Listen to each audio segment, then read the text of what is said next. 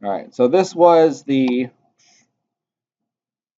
rendered out version with the depth of field, with the ambient occlusion, and with the motion blur. Okay, and you can see it definitely looks nice, right?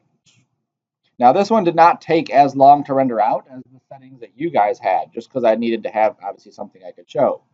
But if you look at the quality of this, it does look pretty horrible. Let me take my adjustment layer up just a bit so you can see it better. Nope. Crank this up. Holy cow. Let's add levels to this also, or just exposure.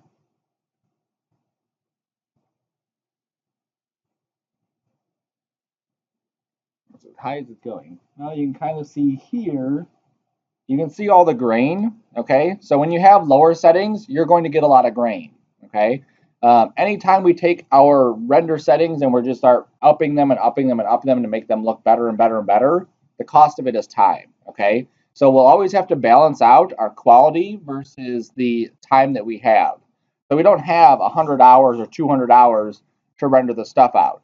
Now, if you want to put this in your portfolio, definitely have some cool settings on there and make it, look nice. Throw it in your portfolio. Now, the other one, this is one with nothing on it. Okay, so this one has no motion blur, no depth of field, and no ambient occlusion.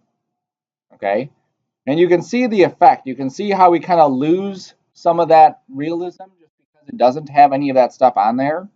Let me turn this curves off and the exposure off. And this one definitely feels a little bit more completed having that softness on there. You can see it's a subtle thing, even from way back here, a subtle thing just to have that little bit of fuzziness, a little bit of blur on the camera. But it definitely does add something to it compared to something like this, where there really is no blur. It's just solid shapes, okay? I'll open that while I get into cinema.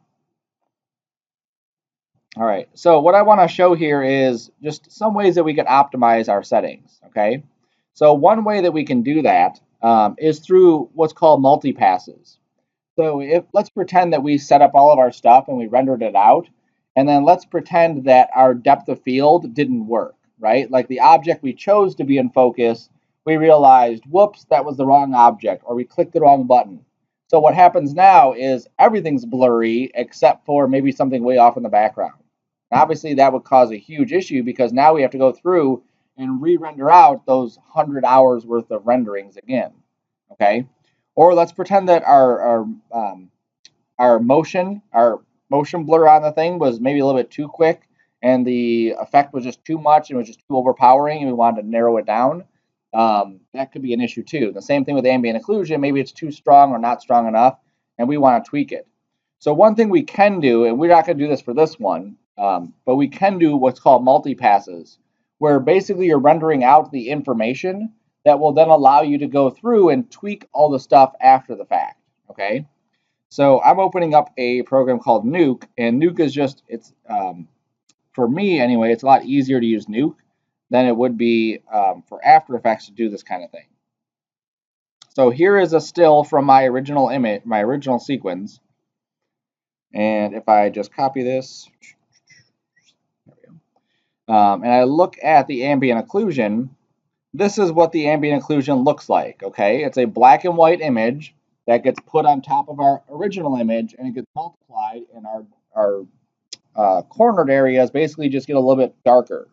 Okay, so just so you can see what that would look like with it on there, right there. Okay, so here's the before, there's the after. So you can see how much more depth we're getting by just having that ambient occlusion inside that scene.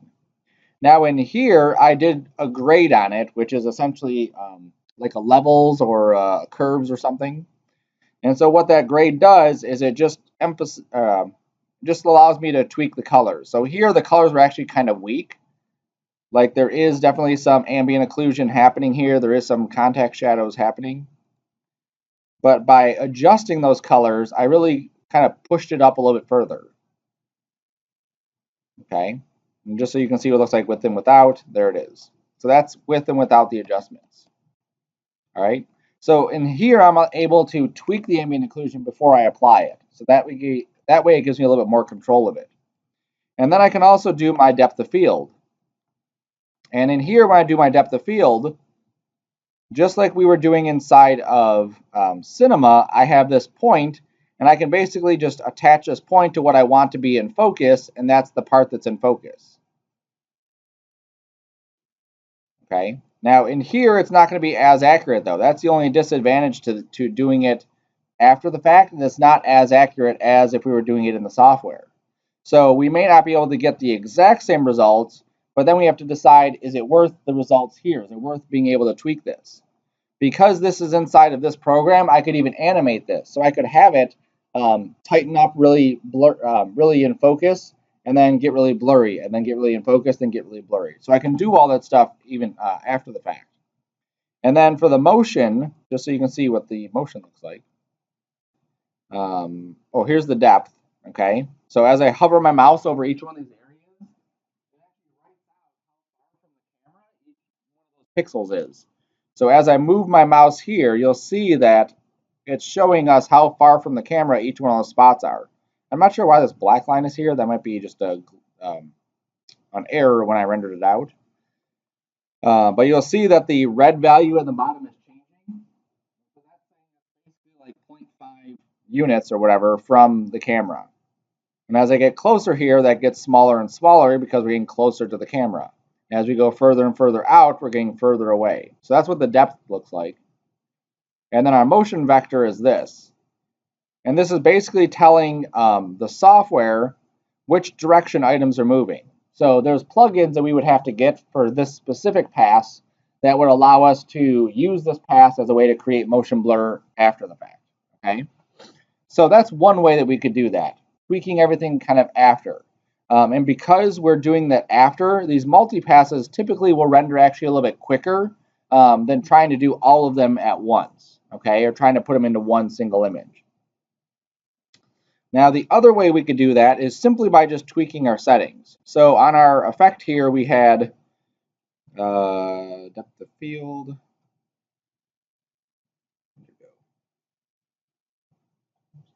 Nope, that was on the physical. Right. All right. So we had our depth of field, we had motion blur, and then we changed this to our highest one, right? Okay. So taking that to the lowest one or leaving that the lowest, that will definitely help speed things up inside of the software. Anytime we see anything that says sampling quality, the higher you go with that, the longer it's going to take. Okay, so just stuff to be aware of. Also, when you see something called subdivisions, that's another area that's going to make things go super slow if the number is high enough. Okay, so where this says sampling subdivisions, if I took this down, that would make it go even faster. If I came down here to shading subdivisions and I set this down, that would make it go even faster. Now, just like you saw in my rendering, the faster it goes, the worse the quality. So you have to be aware that you may not want those kinds of things to happen. So you don't need depth of field for your turn-in-one, okay? If you don't have the time to render it out. You don't need the motion blur for your turn-in-one. These two alone will definitely eat up a lot of resources. Depth of field and motion blur are two that definitely take a lot of time to render. The only one I would say to make sure you definitely do have is the ambient occlusion. Okay, and with this, if I hit my Shift R here and I look at it, I can tweak my ambient occlusion by, so I need to apply that to the project. I can enhance my ambient occlusion on here by taking this maximum ray length and shrinking it or making it bigger, depending on which direction I want to go. If I pull this down,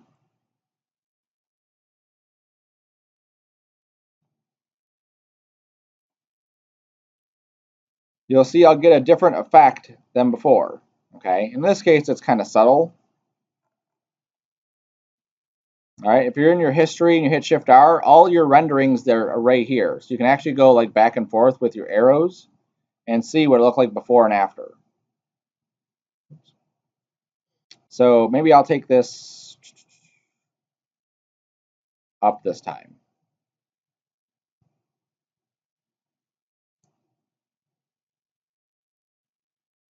Okay, and you'll see by taking it up, I'm actually getting a lot more ambient occlusion knocked in there. I'm getting a lot more contact shadow in there. Okay, so that might be something that I definitely want to add into my scene. Okay, wrong button again. There's also contrast, so you can take the contrast up, which means it's just going to be darker in some spots.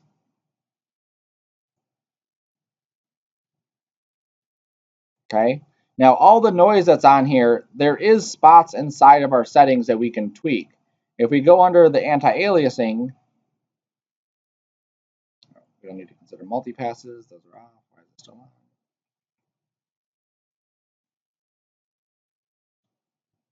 Oh, there we go. I turned one of my options off. No, it's still there.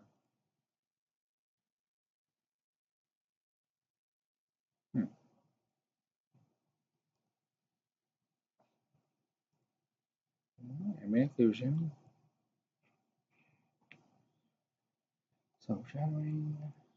I click something and now it's not letting me do my other stuff. Output.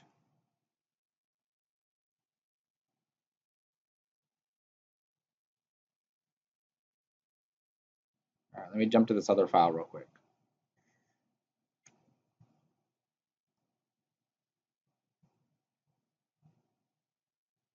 Let me jump to a new file real quick. I click something where that's not showing up. There it is. Okay. So even in here, if we go to the best setting for this, then we can play with this number to get these even higher to get stuff to be a bit smoother. And the same thing with this. If we go up to, let's say if the default's 4:4 when it's at best, if this is at 1 and 1, it's going to be grainy. The edges are going to look kind of stair-steppy. So then I would pull this up some. And just so you can see the difference here. So you can see how, let me put this at 100. Okay, you can see how that looks.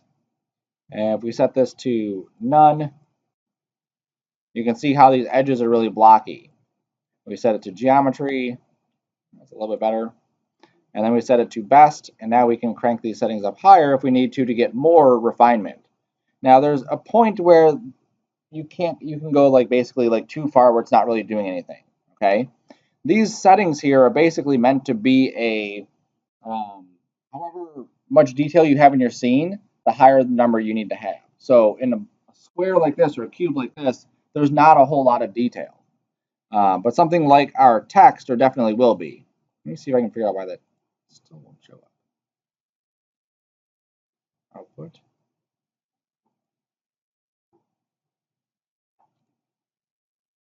Oh, right, because I have it under physical. All my settings are here. Duh. Okay. There we go. So my settings are right here. So as I crank these numbers up, and 6, or let's say 4 and 8, okay, it's going to take longer, obviously, to render this out, but it will be much more realistic. And I have to go back to my save. I only want to look at frame 55 for now. 55 was the frame that I picked to be my sampling one. So you'll see now when I render out that frame, I'm not getting as much grain in here because I have those settings cranked up to that point where it's looking nicer. Okay. If I go back to the anti-aliasing, not the physical, there we go, and I start to lower these settings here, I'm going to start to get more grain in this area. So there it was before, there it is after.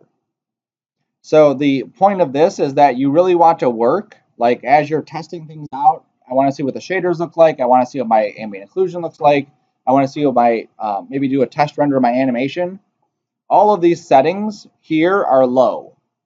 And once you start cranking them up, it's going to go slow. So you want to see this stuff as fast as possible. So you keep the settings low. Like even this, let's see if it says how long this took. This one took 32 seconds to render that one. This one took 5 seconds. Okay. So I'm happy with this at 5 seconds, just being able to preview it quickly. So I can test my lights, I can test my materials. I can test maybe a little bit of what these things look like when they're rendered. And then when I go to do my final animation, that's when I'm going to come in here and start playing with these numbers and starting to tweak it until I get something that's acceptable. Okay, until I get to the level where it's starting to look nice and blended the way I want it to without losing a lot of detail. Okay, so when you render your stuff, you need to set this area up here, 960 by 540, that's something we'll always have. The frame rate is 30 here. You'll do all frames. When you're testing, you keep it on current frame. That way, whatever frame you're currently at, it will render just that frame. If you have this set to all frames and you hit render, it'll actually go through and render out all your frames, which is something you obviously don't want to do. Under your save, you'll make sure you just hit save here. This is the bottom one, name.number.extension. TIFFs is fine. Alpha channel you want on. And then your physical stuff, you can set these things up here. These two numbers are typically the only ones I need to play with, 6 and 12. It's not until we get to more, like if you got into something like fur or hair, that you would need to start cranking up the settings like a whole lot. And then have your ambient occlusion on and just play with that ray length until you get something that looks neat, that looks decent. Okay, if you look back at some of these, this is like way too white. And that's actually kind of a good bit of grain to it. So that when it renders out, you'll have these really dark areas in here and these really white areas. So it'll actually turn out looking really nice. Okay. This is at a minute 35, minute 37. So I probably want to go into my physical and maybe take this down to 10. Maybe take that one down to 3.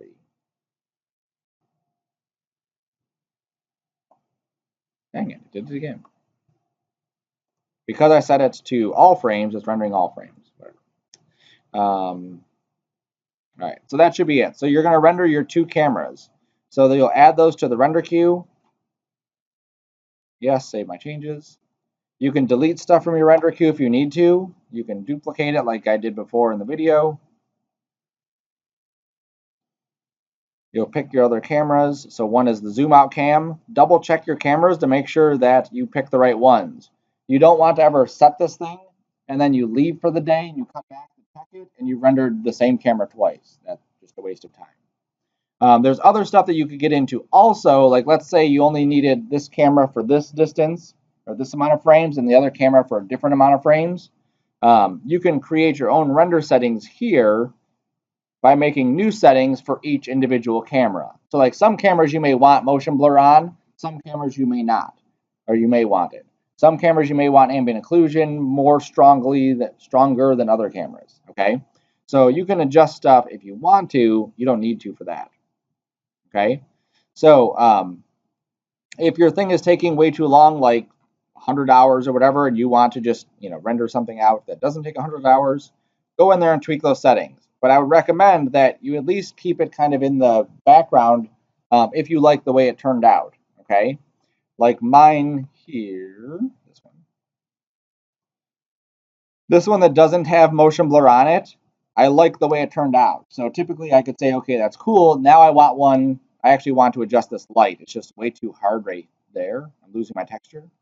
I may want to adjust that first, and then I'll render out another one. Okay, so you get your assignment in. It's the regular assignment, and then when you do your portfolio stuff and you're getting ready to kind of assemble your work, you can just go in there and render this out with all of your bells and whistles and whatever else you want.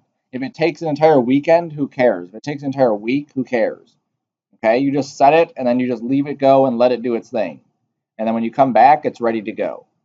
There's lots of times in 3D where I'll just have stuff that I'm working on one station and something else is rendering on another station.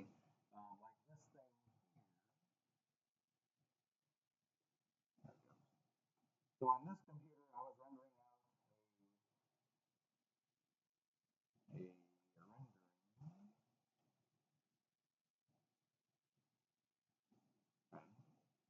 So that's what I'll do is I'll just have something rendering on one station while I'm working on another station. Or when I'm done working on one project and I'm going to leave my computer for a few hours, I'll just render stuff out. Now this one takes, I don't know, maybe a minute of frame because it's really simple. You can kind of look at the timestamp too, like 850, 851, 851, 852. So maybe like 45 seconds between. If that. Okay. So don't be afraid to just like, okay, for the assignment, I'm going to turn in this one that doesn't have the depth of field, doesn't have the motion blur on it, and that's cool. But for my portfolio, I want to make sure that I have one that is perfect. And this gives you an idea too of like what the camera looks like, what your cut looks like. Maybe you want an animation that looks a little bit different. Maybe you want a different word in there. So remember too, because everything is already linked back to that original mo text that we did, that we can always go in here and just change the text, and it'll change the entire animation. And I click off my camera. So now instead of saying Maka, it's going to say Sean. The only thing I may have to change is my bar may not go far enough. It doesn't. So it says Sean, but the N is like still broken. So I'd have to obviously adjust that because now I have more letters. I'll just change my name to Shaw. That'd probably be faster. Okay. So keep those things in mind because all that stuff is something you could use over and over and over again for just like a whole bunch of different projects. Cool. All right, remember that. Going beyond stuff. So if you did, like, let's say at a later date, I mentioned this the first day that there's like going beyond points that I assign. So the assignment requirement is no motion blur, no depth of field. Going beyond is something like you've added depth of field and you've added motion blur to it. Okay. Another thing you could do is have different words in there. You could have different camera angles besides just the 2 that I showed. You could have 20 camera angles if you really wanted to show something fancy. Okay.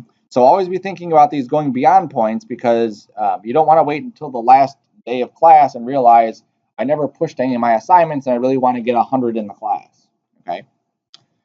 So there's that.